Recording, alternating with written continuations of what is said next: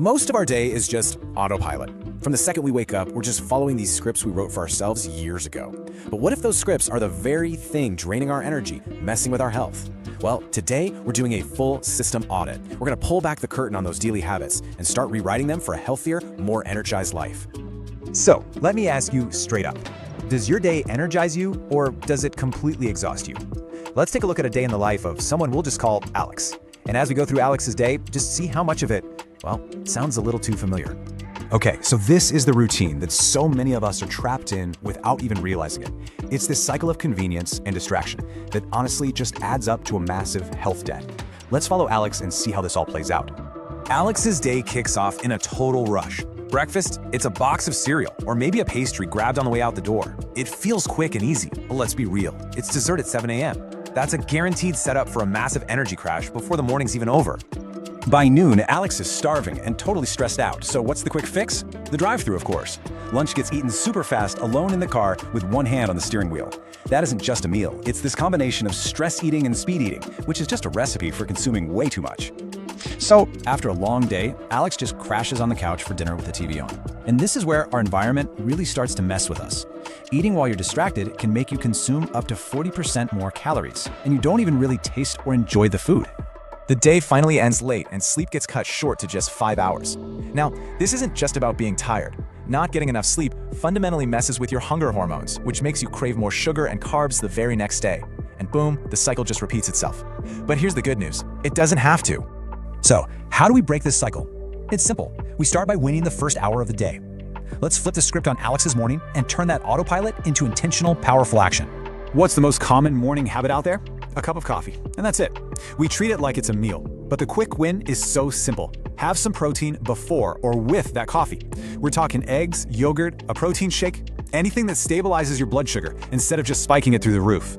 And this quote just nails why that coffee-only habit is so destructive. You're basically running on stress hormones, caffeine, and cortisol on a totally empty stomach. The result is so predictable. By mid-morning, you're not just hungry, you're hangry, and you'll grab literally anything, probably something sugary, just to feel normal again. Speaking of sugar, let's talk about what we're drinking. This number? That's the potential weight gain from drinking just one can of soda a day for a year. 15 pounds. It's a pretty startling reminder that those liquid calories absolutely count. And man, they add up way faster than we think. All right, we've fixed the morning, but now comes the real test for so many of us, that dreaded midday slump. For busy professionals like Alex, this is where convenience almost always wins out over health.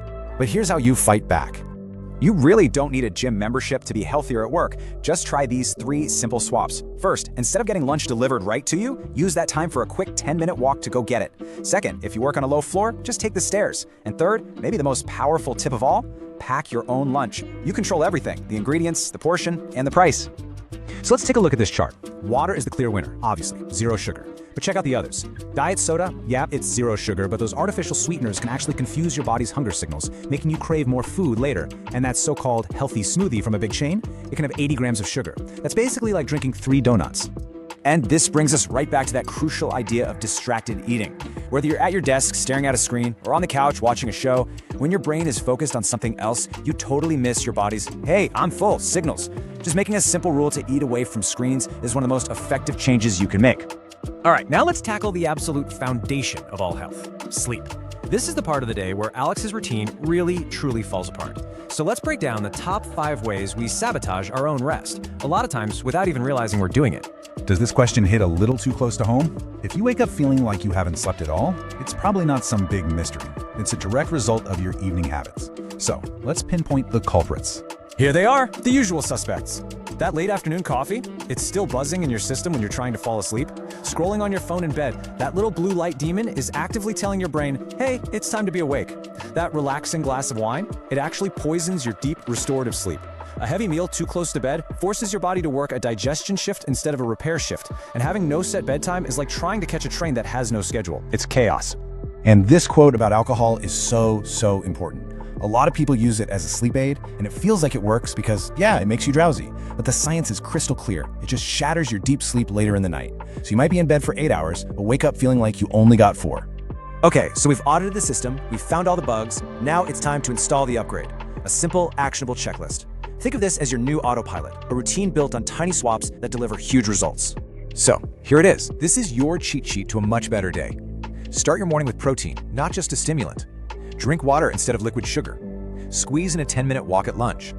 Eat your meals mindfully, away from a screen. And finally, protect your sleep like it's a precious resource. Set a non-negotiable bedtime, and maybe most importantly, get that phone out of your bedroom. In the end, it all comes down to this. That fatigue you feel, the brain fog, the constant cravings, those things aren't random. They are signals. Your body is literally telling you what it needs. So the question is, after seeing this checklist and understanding what's at stake, are you finally ready to stop deleting the messages and start listening?